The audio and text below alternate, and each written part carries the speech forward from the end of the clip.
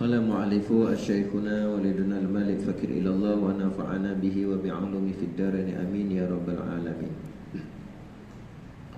Fasal yang ke-14, Roh yang agung.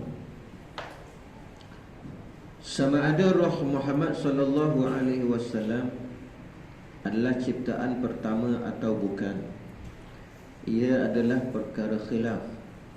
Namun sepakat ulama berpegang bahawa roh Muhammad sallallahu alaihi wasallam adalah roh yang teragung, yang menerima langsung limpahan cahaya, yakni ilmu dari Allah, dan sekalian roh insan menerima limpahan cahayanya, yakni ilmu darinya baginda Rasulullah sallallahu alaihi wasallam.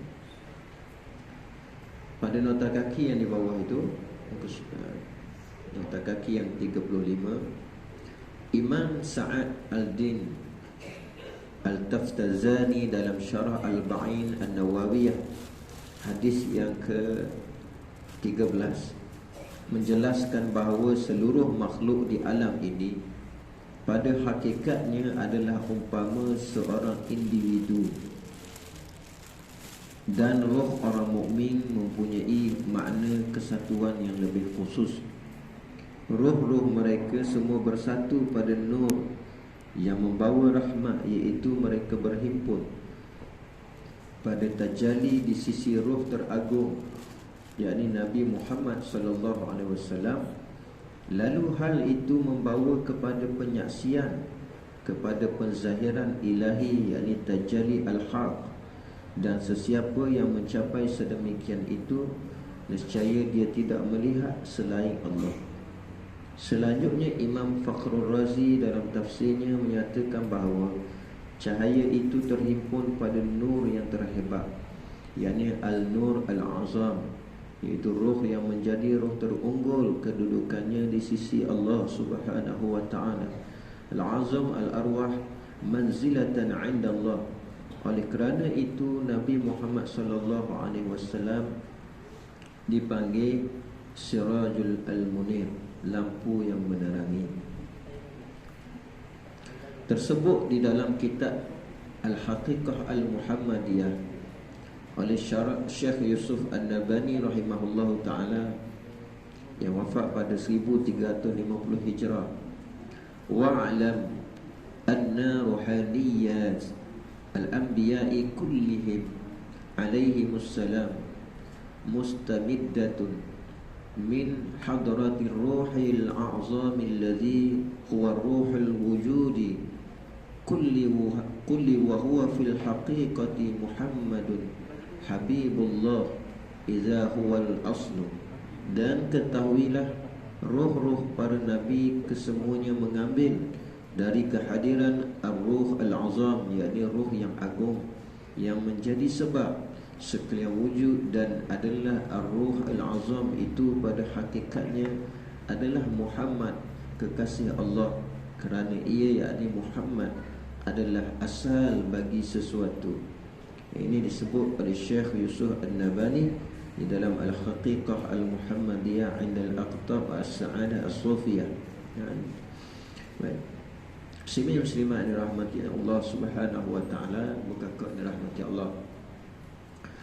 Jadi pada fasal ini kita membicara berkaitan dengan roh yang agung. Bila sebut roh yang agung, adalah roh baginda Nabi sallallahu alaihi wasallam, yang pada sebelumnya juga kita telah memahami berkaitan dengan Nabi kita Muhammad sallallahu alaihi wasallam.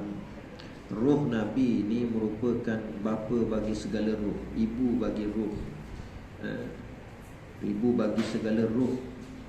Jadi kalaulah jasad Nabi Adam AS merupakan bapa bagi jasad, bapa bagi jasad sekalian manusia, adapun roh Nabi kita Muhammad sallallahu alaihi wasallam, dia adalah bapa bagi sekalian roh, sekalian roh insan. Roh-roh kita ini, nasab dia, asal dia daripada roh Nabi kita Muhammad SAW. Jasad kita, nasab dia asal daripada jasadnya Nabi Adam AS. Itu pertama, asas dia. Kemudian Ruhul Azam ini, atau dipanggil dengan sebutnya roh yang agung, Ruhul Azam ini bukan sekadar difahami roh Nabi ini adalah bapa bagi segala roh manusia, roh insan, tetapi merupakan punca bagi kejadian segala sesuatu. Sekalian yang wujud ni, alam ini, dia bersumber daripada Ruhul Azam ni. Roh Nabi lah yang menjadi punca dia. Sebab tu disebut dalam hadis, kalau tidak kerana engkau wahai Muhammad, nescaya aku tidak menciptakan sekalian yang lain. Allah Ta'ala kata, kalau tak kerana rohmu, kalau tidak kerana Muhammad, tak tercipta segala yang lain. Maksudnya Allah tak akan buat. Artinya apa? Kita faham bahawa sekalian yang ada di langit dan bumi ini, segala isinya, zahir dan batin itu adalah disebabkan kerana Nabi kita Muhammad sallallahu alaihi wasallam. Kerana Nabi lah. Gitu nak kita fahamkan. Jadi dalam perbahasan Ruhul Azam ini, roh yang agung ini, pertama juga yang kita kena faham juga di sini, bahawa roh yang agung inilah yang pertama-tamanya yang menerima limpahan. Roh yang paling awal menerima limpahan, pantulan, bahasa-bahasa yang digunakan di dalam kitab kita ini mencerminkan dialah tempat yang pertama Allah menaruhkan segala rahsia dia. Tempat yang mana Allah Ta'ala menyatakan, atau kita panggil tajalli kan. Dalam tajuk yang sebelumnya kita telah memahami makna-makna tajalli, limpahan, pantulan. Dialah kalimah-kalimah yang mentakwilkan dengan makna, dengan suatu yang selayaknya bagi Allah Ta'ala, bukanlah yang dengan makna limpahan tu seperti limpahan cahaya lampu. Pantulan bukanlah seperti suatu pantulan yang terpantul, ataupun cerminan sesuatu yang dimajaskan seperti cermin. Tapi itu bahasa sahaja. Apapun yang dikiyah oleh para ulama sekadar nak memahamkan kepada akal kita supaya bahawa Allah Ta'ala dalam rahsia dia itu, dia boleh menyatakan rahsia dia dengan apa sahaja cara sekalipun. Adapun pada Nabi kita Muhammad SAW ini, dia tempat yang pertama sekali. Jadi dia tertinggi, dia teragung, dia orang yang pertama yang menerima segala bentuk rahsia-rahsia ilmu Allah, kenyataan sifat Allah. Dan lagi disebut bahawa roh Nabi kita sallallahu alaihi wasallam ini merupakan roh yang menerangi, yang disebut sebagai Siraju Al-Munir, yang menerangkan bagi sekalian roh-roh insan yang lain. Jadi roh kita hari ini, kita dapat beriman kepada Allah, dapat beriman kepada Rasul, dapat mengenali dan memahami segala rahsia kehidupan ini yang ditentukan oleh Allah, yang ditakdir oleh Allah untuk berubudiyah, beribadat kepada Dia. Itu semua hasil daripada cahayanya roh Nabi SAW. Kalau tidak ada limpahan cahaya Nabi kepada roh kita, kita tak mengenal, kita tak akan kenal. Kita tidak dapat beriman kepada Allah, tak dapat beriman kepada Rasul, dan tidak dapat beriman kepada perkara-perkara akhirat kalau tidak kerana cahaya Nabi yang ada dalam limpahan rohani kita ni. Jadi sebab itu semakin kuat kita berhubung, semakin kuat kita bertali dengan baginda Rasulullah SAW melalui jalan selawat, maka makin kuat rohani kita ni menerima cahaya daripada Nabi. Cahaya rohani Nabi. Cahaya rohani Nabi ni sentiasa menerang, seperti mana kita faham cahaya matahari di siang hari. Cahaya matahari di siang hari yang sentiasa memancarkan cahaya. Namun kita berada di dalam suatu tempat yang tertutup, kita berada di bawah satu atap, maka kita terlindung daripada cahaya tu. Kita pernah tengok tak suatu atap rumah, atap lama lah, atap zinc lah. Kalau ni siling ni tak nampak lah. Atap zinc yang bocor lubang paku tu, nampak bocor lubang paku. Apabila dipancar oleh cahaya matahari, akan terpancarlah satu cahaya tu. Satu cahaya daripada lubang paku tu kepada menyuluh ke lantai. Kita tengok, bayangkan lagi besar lubang tu, maka lagi besarlah cahaya yang masuk. Kalaulah sekeping atap tu dibuka, maka lagi teranglah cahaya. Kalau semua atap tu tak ada, maka lagilah semua cahaya tu memenuh. Maka ibarat hati kita ini lah ibarat hati yang tertutup. Maka bagaimana kita nak buka dia satu persatu, nak buka yang menutup hijab dia itu, kalau kita kiaskan sebagai atap tadi, untuk cahaya Nabi SAW masuk, maka hendaklah kita dengan memperbanyakkan selawat kepada Nabi SAW. Maka sedikit demi sedikit cahaya Nabi SAW itu akan menerangi balik rohani kita, yang memang pada hakikatnya roh itu sudah berhubung, sudah mendapat cahaya al-munir daripada Nabi SAW, cahaya yang menerang daripada Nabi SAW. Ada poin yang penting dalam pasal 14 ni, nak faham bahawa roh kita menerima pantulan daripada rohani Nabi SAW. Kalau tidak punya hubungan yang kuat dengan rohani Nabi, maka kegelapanlah roh kita. Roh akan kegelapan. Sallallahu alaihi Muhammad. Fasa yang ke-15, Muhammad sallallahu alaihi wasallam adalah sempadan pengenalan dengan Allah Subhanahu wa taala. Nabi Muhammad sallallahu alaihi wasallam adalah makhluk yang paling tinggi darjatnya di sisi Allah Subhanahu wa taala. Sekali lagi muallif dia tegah pada kita, jelaskan lagi pada kita bahawa kedudukan yang paling tinggi darjatnya di sisi Allah Subhanahu wa taala ialah Nabi Muhammad sallallahu alaihi wasallam. Pada Muhammad sallallahu alaihi wasallam dibukakan makrifat yang tinggi. Tidak adalah makrifat yang paling tinggi yang Allah kurniakanlah Nabi kita Muhammad SAW. Nabi kita dia insan yang termulia, insan yang agung, dia segala-galanya. Dia tempat limpahan yang pertama, dia tempat tadahan yang pertama, kita kata. Dan dia yang menerima segala rahsia makrifat yang tinggi. Tiada makhluk yang boleh mencapai tingkatan tersebut, hatta malaikat sekalipun. Dalam peristiwa Isra' dan Mi'raj, di sana ada wilayah yang Jibril tidak boleh masuk, melainkan akan terbakar dirinya. Dalam peristiwa Isra' Mi'raj, ketika mana Jibril bawa Nabi Mi'raj naik ke langit pertama, langit kedua, langit ketiga, sehingga sampailah ke langit yang ketujuh. Maka kata malaikat, aku sampai di sini saja wahai Muhammad, aku tidak boleh naik dah lagi ke atas, ke Sidratul Muntaha, tempat yang tertinggi yang tidak boleh dicapai oleh sekalian makhluk melainkan hanya Nabi SAW. Malaikat kata, kalau aku naik, aku akan hancur, aku akan binasa.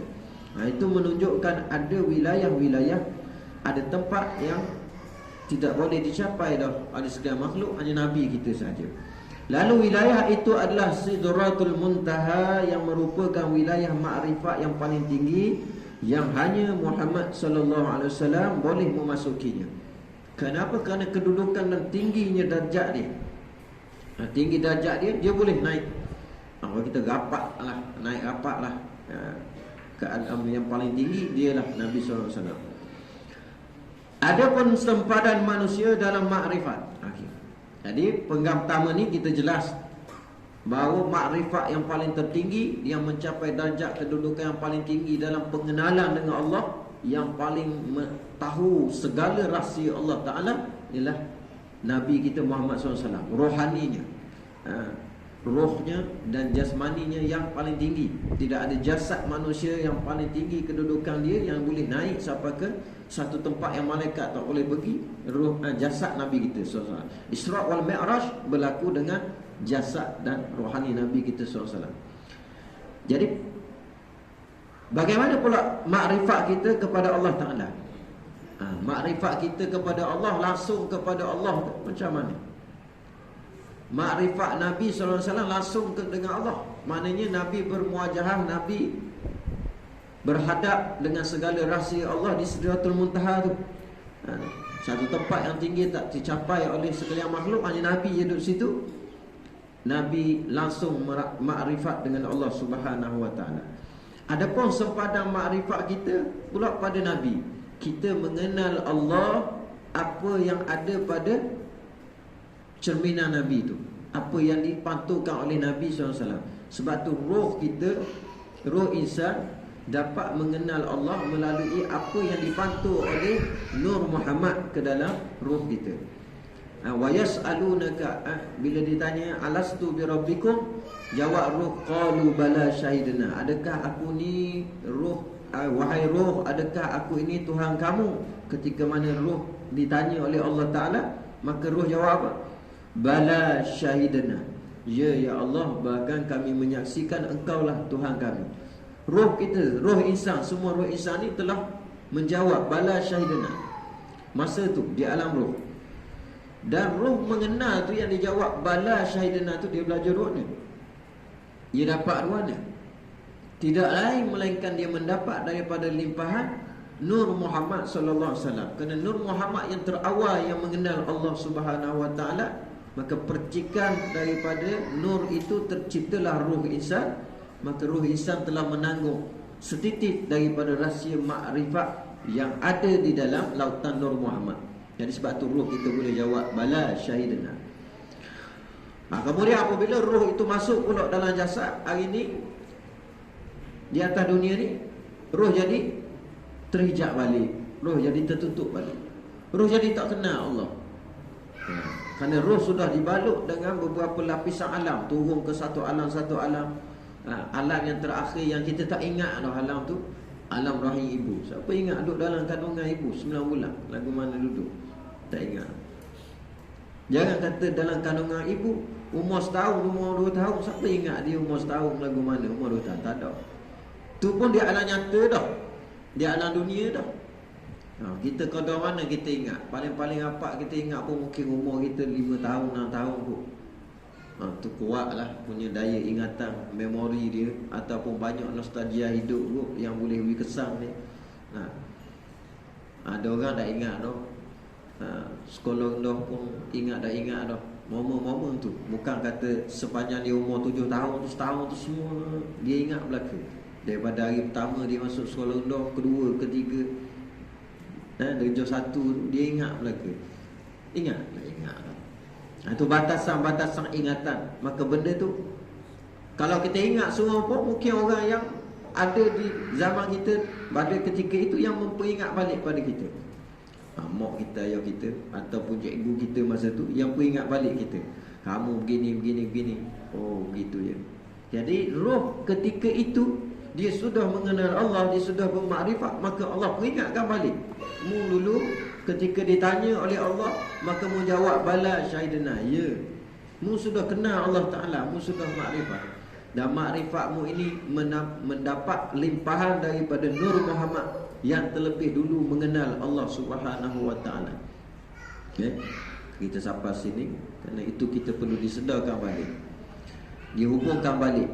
Sebab tu manusia perlu bertali dengan Nabi-Nabi dan Rasul. Tidak ada satu manusia yang kenal Allah Ta'ala tanpa melalui wasilah Nabi, tanpa melalui wasilah cahaya Nabi Muhammad SAW. Itu kena faham. Jadi sempadan kita kenal Allah ialah pada Nabi Muhammad. Setinggi mana makrifat kita pun, kadar kita pada Muhammad. Macam seorang dia kenal, kita nak kenal seorang pengurus syarikat, CEO. Mungkin sepadan kita kenal CEO tu dengan PA dia je. PA je yang cerita begini, urusan bawah dia, meeting dia begini. Selebihnya kita tak kenal. Kerana yang lebih kenal itu setiausaha dia, yang mengurus dia. Kita kenal pada SU dia lah, kita kenal pada PA dia. Itu sepadan kita, ibarat ni. Adapun sepadan manusia dalam makrifat hanya pada Nabi Muhammad sallallahu alaihi wasallam, yakni apa yang diizinkan Allah Subhanahu wa Ta'ala untuk Muhammad sampaikan pada manusia tentang diri Allah Subhanahu wa Ta'ala. Sebab tu antara tugas Rasul ialah menyampaikan wahyu yang diwahyukan kepadanya. Apa yang diperintah disampaikan kepada umat manusia ataupun setengah daripada umat dia. Kalau Nabi-Nabi dan Rasul dulu untuk umat-umat mereka, Nabi Musa untuk kaum dia, Nabi Isa untuk kaum dia. Adapun Nabi kita Muhammad sallallahu alaihi wasallam untuk sekalian manusia, untuk sekalian ruh. Panggil balik semua ruh-ruh tadi ni, balik semula kepada Allah Subhanahu wa taala. Tiada yang boleh melepasi sempadan Muhammad dalam makrifat. Tidak boleh melepasi sempadan Muhammad. Artinya apa? Ada mereka yang makrifat, yang kena Allah, yang lebih daripada Muhammad tidak ada. Mustahil, satu yang mustahil. Dan yang bypass Muhammad pun mustahil. Saya nak kenal Allah Ta'ala tapi tak mau melewati, tak mau lalu ikut Nabi Muhammad SAW, nak pergi direct sendiri dengan Allah Ta'ala. Satu yang mustahil. Dan ada mereka yang nak pergi ikut melalui Nabi Muhammad tetapi dia nak dapat lebih daripada Nabi Muhammad. Satu yang mustahil. Tidak ada. Qadar tu je batas kita, sempadan kita dengan Nabi Muhammad. Dan tentu sekali apa yang diizinkan oleh Allah Ta'ala kepada kita sekadar apa yang disampaikan oleh Nabi SAW. Dan kita pula mendapat tu mengikut kadar kita. Macam mana? Mengikut kadar penyucian hati dan penyucian roh kita balik tu. Sebab itu orang yang rajin membersih hati, rajin menyucikan jiwa dia, maka makin dapat banyaklah rahsia makrifat yang dia terlimpah daripada Muhammad SAW. Seperti yang kita sebut tadi dah. Atak yang lubangnya kecil saja, muka dibesarkan, dibuang atak, dibuang semua bumbung, maka mendapat semua cahaya matahari masuk ke dalam ruang rumah dia. Barang siapa yang memasuki ma'rifatullah tanpa melalui pintu Nabi Muhammad SAW, nescaya mereka akan tersesat. Ingat molek, kita tak bakal Nabi Muhammad, kita direct dengan Allah Ta'ala. Tu sesat selalu dah. Jelas dah sesat. Justru itu para sufi menggelarkan sempadan Muhammad, yakni manusia belajar tentang Allah Subhanahu wa Ta'ala hanya pada sempadan Muhammad sallallahu alaihi wasallam, bukannya makrifah yang dikhususkan pada Nabi Muhammad sallallahu alaihi wasallam. Makrifat khusus Nabi, yang khusus bagi martabat, kedudukan dan derajat tinggi Nabi. Dia direct dengan Allah Ta'ala. Pengenalan tu kita mendapat limpahan daripada Nabi Muhammad sallallahu alaihi wasallam. Namun hakikatnya ialah daripada Allah. Faham molek, hakikatnya daripada Allah, tetapi melalui saluran tu turun itu dari Nabi kita Muhammad sallallahu alaihi wasallam. Kalau kita kata kita dengan Nabi je, kita tak sakut paut dengan Allah Ta'ala atas tu, kita dengan Nabi je, takut disalah fahamkan, jadi mengqadimkan Allah pula, mengqadimkan Nabi Muhammad pula. Ada mereka yang pegang dan faham gitu, tergelincir juga. Yang mana golongan yang mengkuduskan kepada Roh Muhammad tu seperti Tuhan. Maka yang memutuhkan kita ni Nur Muhammad je. Allah dah cara dah kita. Nabi je yang boleh putuhkan kita apa-apa. Tu ada setengah faham gitu. Tidak. Nak ceritanya kedudukan Nabi tu istimewa dan darjat dia tinggi. Dan kita tetap di dalam ta'alluq kekuasaan Allah Subhanahu Ta'ala, nak memperilmukan kita, yang memberikan karuniaan-karuniaan tu daripada Allah, bukan daripada Nabi sallallahu alaihi wasallam. Cuma nak cerita berlaku proses asbab itu adalah daripada roh Nabi. Bukannya makrifat yang dikhususkan pada Muhammad sallallahu alaihi wasallam, apatah lagi yang dikhususkan pada zatnya yang maha agung. Nabi sallallahu alaihi wasallam mengenal Allah secara khusus, dan tentu sekali zat Allah Subhanahu wa Ta'ala ini tidak dapat dicapai oleh sekalian makhluk dia. Maka Nabi pun sekadar mana yang Allah Ta'ala bukakan pengenalannya. Firman Allah Subhanahu wa Ta'ala, ihdinas siratal mustaqim, tunjukkanlah kami akan jalan yang lurus. Surah Al-Fatihah ayat 6. Tunjukkanlah jalan yang lurus, dan jalan yang lurus itulah jalan Muhammadiyah. Kita doa kepada Allah, minta dalam surah Al-Fatihah kita 17 kali sehari, 5 kali sehari. lima waktu sehari semalam tu, dalam tu terkandung 17 Al-Fatihah yang kita baca. Kita minta ihdinas siratal mustaqim. Kita minta apa? Jalan apa? Jalan Muhammad. Itulah. Kita dah ingat jalan lurus nak gimana? Jalan lurus tu nak lurus nak ikut siapa? Adakah lurus tu kita pergi sendiri je? Tak. Adakah lurus tu Allah lorong kita tanpa melalui wasilah mana-mana? Tak. Lurus kita itu mengikut orang yang terdahulu. Dan tentu sekali Ruhul Azam itulah yang memimpin kita, iaitu ruh Nabi kita Muhammad sallallahu alaihi wasallam yang pimpin ruh kita. Yang nak bagi lurus ruh kita ialah Ruh Al-Azam yang nak memimpin segala tindak tanduk perbuatan syariat kita, kehidupan kita ialah syariat Muhammad. Itu dia panggil hakikat Muhammad dan syariat Muhammad. Nah, yang kita kena ikut.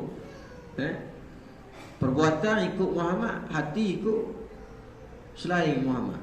Hati ikut selain Muhammad, banyak selalulah penyakit. Kebencian, dendam. Kalau syariat ikut Muhammad, hati Abu Jahal.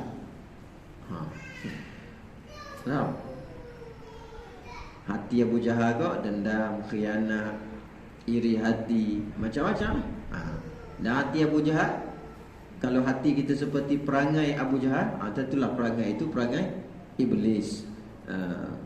Perangai yang diasut oleh iblis, laknatullah. Jelas itu dah. Ihdinas siratal mustaqim, ikut jalan Muhammad. Kita nak jadi diri kita ini berpandukan kepada Nabi Muhammad sallallahu alaihi wasallam. Abu Aliyah rahimahullahu taala dan Hasan Al-Basri rahimahullahu taala mentafsirkan as-siratal mustaqim itu adalah Muhammad Rasulullah sallallahu alaihi wasallam. Maknanya, ya Allah, berilah kami ni ikut Nabi Muhammad ni betul-betul. Bahasa kampung mudah kita sebut ihdinas siratal mustaqim, ya Allah tunjukilah kami jalanmu yang lurus, yang benar. Maka kita kata bahasa kampung tu, ya Allah, berilah aku ikut Muhammad ni betul-betul, aku ikut Nabi. Ya Allah, berilah aku jadi ikut Nabi betul-betul. Gitu tafsiran dia cara kampung gitulah. Ihdinas siratal mustaqim, ya Allah, berilah aku ikut Nabi, aku sungguh-sungguh betul-betul. Ikut Nabi je lah, betul lah jalan yang lurus. Sallallahu ala Muhammad sallallahu alaihi wasallam. Pasal yang ke-16, Muhammad sallallahu alaihi wasallam adalah cerminan. Muhammad sallallahu alaihi wasallam cerminan Allah Subhanahu wa taala. Apa cerminan? Tempat menceritakan. Cerminan ni tempat mencerita. Cermin ni tempat ceritalah tau. Kita tengok cermin. Apa yang ada dalam cermin? Cermin nak cerita apa yang ada di depan ni. Kalau kita duduk depan cermin, kita tengok cermin, cermin akan cerita kita. Kamu hari ini nampak kurus, cermin kata. Kamu hari ini nampak cerah, berkesanlah produk kamu, cermin kata. Cermin cerita. Cermin cerita belakang tu apa yang ada. Mata kamu hari ini bengkak, kamu kurang tidur. Cermin cerita belakang tu, dalam tu. Cermin tempat menceritakan pada diri Muhammad sallallahu alaihi wasallam, itu tempat Allah SWT bercerita mengenai sifatnya. Faham? Yang ni pada Nabi kita Muhammad SAW tu tempat Allah menceritakan segala tajalli dia, segala rahsia dia. Kita kabar dalam kuliah lepas, pada Nabi itu tempat Allah menceritakan perbuatannya, tempat Allah menceritakan asma'nya, tempat Allah menceritakan segala sifatnya, dan tempat Allah menceritakan kenyataan wujud dia. Af'al, asma', sifat, zat. Itu je 4 perkara tu. Bermula daripada Nabi yang menerima limpahan yang pertama, dan limpahan yang paling tinggi, kita kata 100% lah tempat Allah menumpahkan segala rahsia tu. Kemudian af'al, asma', sifat, zat ni dia terlimpah pada ruh insan, kemudian kepada sekalian makhluk, sama ada di alam-alam yang gaib sampailah alam zahir ni. Jadi alam zahir ni termasuklah diri kita, semua yang menceritakan. Penceritaan apa? penceritaan tentang af'al Allah, penceritaan tentang asma Allah, penceritaan tentang sifat Allah, penceritaan tentang wujud Allah Subhanahu wa taala. Itu je. Alam ini menceritakan Allah. Bila tersebut begitu kan, alam ini menceritakan Allah. Nak cerita apa? Allah tu, tentang Allah, dia nak cerita tentang apa? Tentang af'alnya, tentang asma'nya, tentang sifatnya, dan tentang kenyataan wujud. Itu tentang Allah. Tak ada cerita lain di alam ni. Patutnya kita tengok macam orang duk tengok TV lah kan. Patut kita tengok TV, kita tengok cerita tu. Cerita apa biasa? Ibu kakak Filipin ya kan? Korea. Wallahualam cerita apa?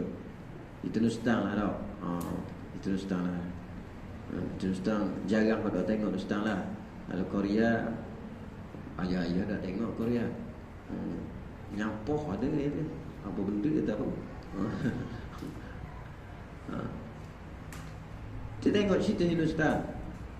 Ada satu babak dalam rumah, orang duk tengok tu, siapa menangis duk sebelah kita tu. Nangis hero mati. Lelaki hero mati dah nangis. Heroin mati nangis sebelah tu. Kawan duk sebelah dia pula dak menangis. Suka pula. Suka. Jadi benda yang bercanggah lah. Patut babak dalam tu memang betul menangis. Hak ni betul-betul menjiwai. Dia tengok sungguh menangis. Hak ni pula suka. Rupanya hak ni dia tengok cerita lain. Dia tengok satu cerita lain. Dalam skrin tu mungkin dia ni penganalisa yang tajam ke. Dia tengok pelakor lah. Dia cerita ni semua. Jadi dia suka. Dia sukalah kepada orang yang duk menangis-menangis ni. Maksudnya satu skrin tapi pandangan yang berbeza-beza. Dah ada dua orang, jadi dua pandangan. Dunia ni satu skrin yang mana manusia melihat dia dengan pandangan yang berbeza-beza. Ada orang melihat dengan pandangan duniawi, ada orang melihat dengan pandangan material, ada orang melihat dengan pandangan nafsu, ada orang yang melihat dengan pandangan rohani, pandangan iman, pandangan makrifat dia pada Allah. Itu sebenarnya pandangan yang dikehendaki. Memandang alam ini, dunia ini dengan pandangan iman, pandangan makrifat, pandangan tauhid kepada Allah. Jadi kalau kita pandang dunia ini dengan pandangan material, pandangan nafsu, pandangan kedudukan, pandang selain daripada Allah, maka itu sebenarnya kita memandang di dalam cermin dunia ini dengan suatu cerita yang lain, cerita yang bukan sebenar. Tak ada cerita lain yang sebenarnya. Ceritanya cerita Allah, tentang af'alnya, tentang perbuatannya, tentang asma'nya, segala kemuliaannya, tentang sifat-sifat kesempurnaannya, dan tentang keagungan wujudnya. Itu je cerita dia. Jadi nak memandang itu, cermin ini perlu dipandang dengan mata rohani. Sebab tu kita proses menyuci hati tu, proses membersihkan cermin rohani kita ni mesti berjalan sentiasa. Terus berjalan. Bukan Jumaat, hari mari Jumaat sekali, hari tu je lah selawatnya. Hari lain tak selawat dah. Berhenti dah. Malu kita, anak-anak kita tiap waktu selawat.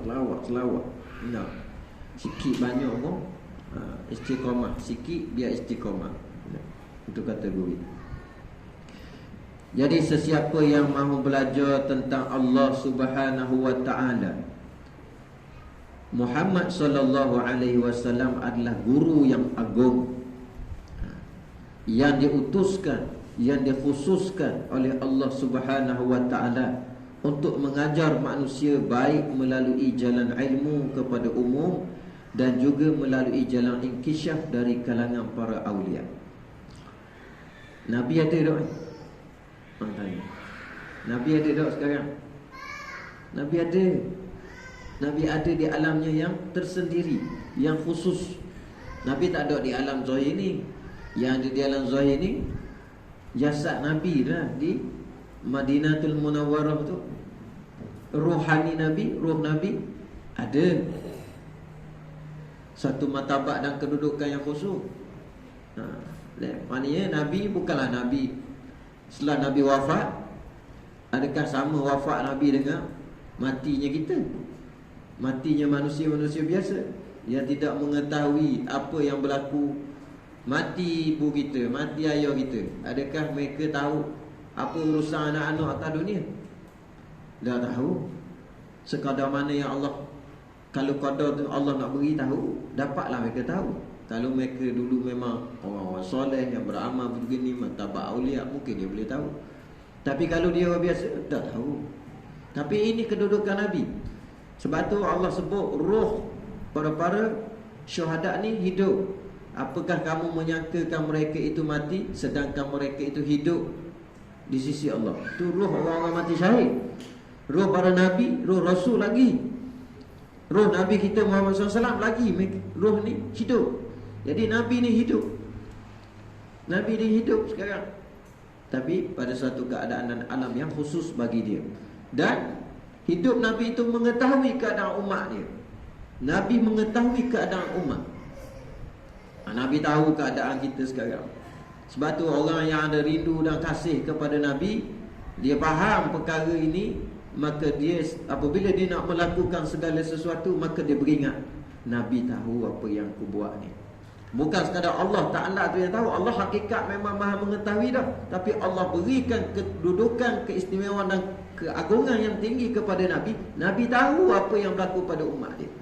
Setiap selawat kita kepada Nabi dijawab oleh Nabi, disampaikan kepada Nabi. Dalam satu riwayat lain sebut sampai kepada Nabi, malaikat bawa, wahai Nabi Allah, umatmu si fulan bin si fulan ini telah berselawat kepadamu. Nabi pun jawab. Setiap selawat kita tu disampaikan kepada Nabi, setiap bin mak kita, bin ayah kita. Bukan kita saja. Maknanya selawat setiap anak itu sampai kepada Nabi, Nabi tahu dia anak siapa. Siapa juga bagi yang mak kita, bagi yang ayah kita. Jadi Nabi tahu keadaan kita sekarang. Lalu bagaimana nasib kita? Bagaimana kalaulah suatu yang kita buat sekarang ini tidak menepati dengan apa yang Nabi suruh, dengan sunnahnya, dengan sebagainya, tak ke sedih Nabi? Tak. Tak ke sedih Nabi ya? Bila tahu keadaan umat dia, tahu keadaan kita. Kita sebab Nabi bangga dengan umat. Nabi nak wafat pun Nabi panggil ummati, ummati, umat aku. Tapi kita ketika hayat ini, kita tak merasai bahawa betapa Nabi ini kasih kepada kita. Saat nak wafat panggil kita, kita duduk ini, kita tak sedar bahawa Nabi tahu apa yang berlaku pada kita. Jadi ini kita kena faham. Nabi SAW juga kadang berlaku kepada para awliya, dia dapat memandang Nabi, dapat melihat Nabi, bertemu Nabi, yang dipanggil yaqazah. Yaqazah, bertemu Nabi secara jaga. Ini berlaku pada para wali, para awliya. Boleh berlaku. Bagaimana keadaan itu khusus bagi dia lah. Para wali ni, dia dapat bertemu dengan Nabi secara yaqazah, secara jaga. Bukan mimpi. Mimpi ni rendah je. Kata-kata kami bercita-cita untuk bertemu dengan Nabi, itu mimpi rendah saja. Sebab dalam mimpi ada mereka yang dapat bertemu Nabi secara jaga. Patut kita bercita-cita begitu. Nak bertemu Nabi juga secara jaga. Macam mana? Atas Allah Ta'ala karunialah. Kalau boleh sungguh dapat bertemu yaqazah, alhamdulillah. Tak temu yaqazah, boleh mimpi itu pun satu nikmat yang besar dah. Tapi yang lebih besar daripada apa yang dikandung daripada mimpi dan juga yaqazah ni, sebenarnya kita ni dapat menyatu dengan Nabi SAW. Menyatu rohani kita dengan rohani Nabi tu, artinya cinta kita kepada Nabi ni satu lah. Di mana saja kita berada, kerinduan cinta kita pada Nabi ni tak pisah. Kita rasa Nabi tahu semua ahwal kita, kedudukan kita, apa yang kita buat. Dan Nabi Muhammad SAW adalah cerminan Allah Subhanahu Wa Taala sebagai tempat pantulan rahsianya untuk disampaikan kepada makhluk sekadar yang diizinkan. Nabi penanggung rahsia Allah, dan Nabi menyampaikan, wa ma yantiqu 'anil hawa in huwa illa wahyun yuha. Nabi itu menyampaikan wahyu itu tidaklah dengan nafsunya, melainkan dengan apa yang diwahyukan kepadanya. Sebuah cermin yang bersih pasti dapat menangkap segala pantulan objek di hadapannya. Sebuah cermin yang bersih dapat menangkap pantulan objek di depan dia. Jika cermin tersebut kotor ataupun cermin tersebut itu ada hijab yang menutup di depan dia, maka tidak akan terlihat objek-objek di hadapannya walaupun ternampak jelas di hadapan mata. Nampak jelas depan mata, kias dia. Dunia ni ada depan kita ni, semua ni, kita tengok alam, kita tengok kita sama kita. Kita ni cermin. Cermin untuk memandang apa? Rahsia Allah. Cermin untuk memandang kebesaran Allah. Cermin untuk memandang kasih sayang Allah. Ukuran dia nak tengok cermin kita terang atau terang, kita tengoklah. Kita tengok orang yang kasih kita, ataupun kita tengok apa yang kita kasih. Kita tengok suami kita, kita tengok anak kita, kita tengok isteri kita ke. Kita nampak tak kasih sayang itu kasih sayang Allah? Nampak tak? Saat kita tengok dia dengan pandangan kasih sayang, maka terpantul balik pada hati kita, Allah sayang kita. Itu ukuran salah satu. Kita tengok anak kita dengan pandangan kasih sayang, terpantul balik dalam hati kita kasih sayang Allah. Allah kasih kepada kita, Allah limpahkan kasih sayangnya kepada kita, dapat mengasihi anak kita, dan Allah limpahkan kasih sayangnya kepada anak kita, membalas kasih sayang itu kepada kita. Kita nampak tak situ? Tak nampak, maknanya cermin kita tu tak apa terang lagi. Satu, cermin hati kita. Ukuran dia situ. Jika cermin tersebut kotor, maka tiada akan terlihat objek-objek di depannya walaupun terpapan jelas di hadapan mata. Objek-objek tersebut bukannya berada dalam cermin, tetapi hanya pantulan sahaja. Kiasannya seperti batu yang besar terlihat dalam cermin. Bukan batu yang besar itu berada di dalam cermin. Bukan batu yang besar itu duduk dalam cermin, tetapi terpantul objek itu masuk dalam cermin. Pantulan sahaja. Kiasannya seperti batu yang besar terlihat dalam cermin. Dan jika batu yang besar berada di dalam cermin, nescaya hancurlah cermin tersebut. Kalau batu besar tu duduk dalam cermin, pecahlah cermin. Satu benda yang kita nak kena faham. Begitulah Nabi Muhammad SAW yang memiliki ruh yang agung, yang paling tinggi, yang paling suci. Maka dia tempat menerima pantulan, dan dialah tempat kita melihat pantulan itu. Oleh kerana itu baginda SAW dapat menangkap segala rahsia Allah Subhanahu wa taala yang tertinggi pada cermin roh baginda. Cermin roh Nabi SAW tempat yang paling roh yang paling tinggi dapat menangkap segala rahsia Allah. Roh yang paling terang, roh Nabi kita lah, dapat menangkap segala rahsia Allah Subhanahu wa taala. Roh baginda dapat mendengar kalam Allah Subhanahu wa taala yang berbicara dengannya secara langsung. Roh Nabi. Nabi Musa pun nak berkalam dengan Allah Taala pun hancur bukit Tur Sina. Binasa, pensang jatuh, pensang Nabi Musa alaihissalam. Tapi tidak pada roh Nabi kita Muhammad sallallahu alaihi wasallam. Roh Nabi kita Muhammad sallallahu alaihi wasallam tidak. Dia dapat berkalam langsung dengan Allah Ta'ala. Tinggi kedudukannya dan hebat ciptaannya. Lalu Nabi Muhammad SAW adalah cerminan Allah Subhanahu wa ta'ala yang paling sempurna untuk menangkap segala pantulan sifat dan asma'nya. Bukan zat Allah Subhanahu wa ta'ala berada dalam diri Muhammad SAW. Faham? Bukan diri Allah, bukan zat Allah masuk dalam, terlimpah ke dalam Nur Muhammad. Yang jadi duduk tengok Nur Muhammad, nampak segala rahsia Tuhan. Bukan, cermin saja. Ibarat begitu. Kita tengok satu cermin, rahsia tu duduk dalam cermin. Rahsia Allah tu pada diri Muhammad, bukan Allah tu duduk pada Muhammad. Bukan zat Allah tu menyatu dengan Ruh Muhammad. Itu jelas ni.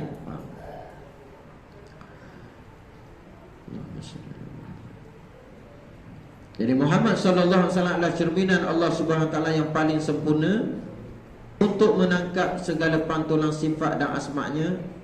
Bukan zat Allah Subhanahu wa taala berada dalam diri Muhammad sallallahu alaihi wasallam. Hanyalah baginda sallallahu alaihi wasallam dapat menerima pantulan tajalli pada cermin rohnya. Maha suci Allah Subhanahu wa taala yang berada dalam diri makhluknya atau menyatu dengan makhluk. Ini pada awal lagi dah kita belajar, kita faham mukhalafatul lil hawadis, bersalah Allah taala dengan segala baharu.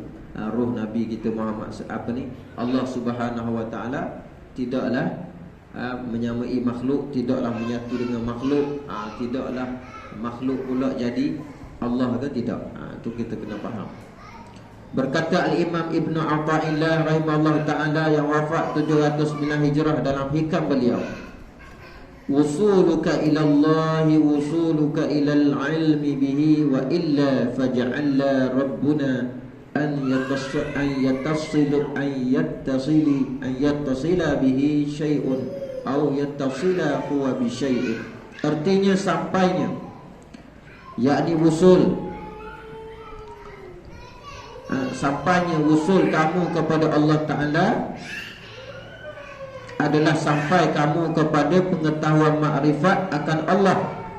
Jika bukan dengan jalan itu, yakni sampai kepada makrifat, apakah ada bentuk yang sampai yang lain, bentuk sampai yang lain?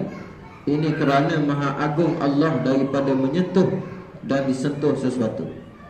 Ini jadi kata Imam Ibn Atha'illah, wusul ni, sampai ni maksudnya rohani yang sampai ke hadrat Allah Subhanahu wa taala, yang sampai dapat memandang rahsia makrifat Allah. Wusul maksudnya di sini yang dapat memandang rahsia makrifat itu kepada Allah Subhanahu wa taala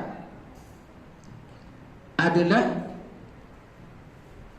dengan jalan Muhammad SAW. Jika bukan dengan jalan itu, jika bukan dengan jalan Nabi Muhammad SAW, adakah kita akan sampai dalam bentuk yang lain? Suatu yang mustahil. Tak akan sampai kita dengan jalan yang lain, kerana maha agung Allah daripada disentuh langsung deru kita, dapat direct dengan Allah. Tidak, melainkan dengan sekadar apa yang Allah pantulkan rahsia itu pada Nabi Muhammad SAW. Nabi Muhammad SAW menerima pantulan langsung dari Allah Subhanahu wa taala melalui cermin rohnya. Cermin roh Nabi SAW yang begitu terang dapat menangkap segala rahsia Allah Ta'ala. Sekalian manusia menerima pantulan daripada roh Nabi pula. Roh Nabi memantulkan pula kepada roh Isa. Allah Subhanahu Wa Ta'ala berbicara langsung dengan Muhammad sallallahu alaihi wasallam, dan Muhammad sallallahu alaihi wasallam menyampaikan bicara Allah Subhanahu Wa Ta'ala kepada manusia. Nabi menyampaikan bicara Allah tentang af'alnya, tentang asma'nya, sifatnya, tentang kenyataan wujudnya. Nabi sampaikan kepada sekalian manusia. Lalu Muhammad sallallahu alaihi wasallam adalah barzah, jadi sempadan antara Allah Subhanahu wa taala dan makhluknya. Jadi Nabi kita ni barzah, sempadan tempat pengenalan roh kita kepada Allah, sempadan kita pada Nabi sallallahu alaihi wasallam sahaja.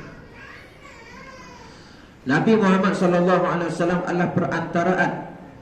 Muhammad sallallahu alaihi wasallam adalah kekasihnya yang maha agung, yang menerima pancaran dan limpahan ilmunya, dan Muhammad sallallahu alaihi wasallam melimpahkan, mengajarkan kepada sekalian manusia. Sebab Nabi melimpah, menerima, kemudian Nabi limpah. Betul Sallallahu alaihi Muhammad sallallahu alaihi wasallam.